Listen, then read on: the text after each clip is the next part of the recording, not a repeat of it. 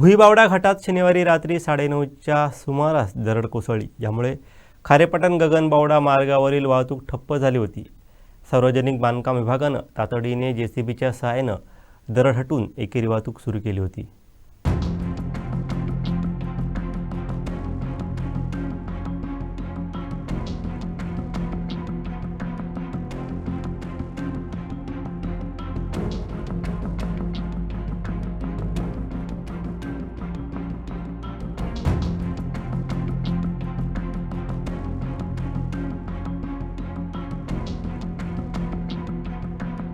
वैभववाडी तालुक्यात गेले 4 दिवस मुसळधार पाऊस कोसळत आहे. घाट परिसरातही पावसाचा जोर अधिक आहे. याचा परिणाम दोन्ही घाटमार्गांना बसला. शुक्रवारी करूळ घाटात दुपारी दरड कोसळली, त्यामुळे 2 तास वाहतूक ठप्प होती. त्याच्या दुसऱ्याच दिवशी भुईबावडा घाटात रात्री 9:30 वाजण्याच्या दरम्यान दरड कोसळली. माती व दगडांचा ढीग रस्त्यावर आल्यानं वाहतूक पूर्णतः ठप्प झाली होती.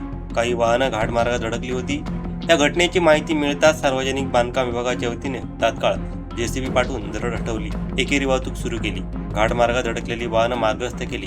त्यानंतर रात्री उशिरापर्यंत काम करून घाटातील पडलेली दरड हटवण्यात आली. घाटात कोसळत असलेल्या मुसळधार पावसामुळे दरड हटवण्याच्या कामात अडथळा येत होता. मध्यरात्री उशिरा घाटातील सर्व दरड हटवून मार्ग वाहतुकीसाठी मोकळा करण्यात आला. या घटनेची माहिती मिळताच पोलीस निरीक्षक मनोज सोनवलकर हे रात्री घटनास्थळी दाखल झाले होते. घाटमार्गात झालेली वाहतूक कोंडी पोलिसांनी सुस्थितीत आणली.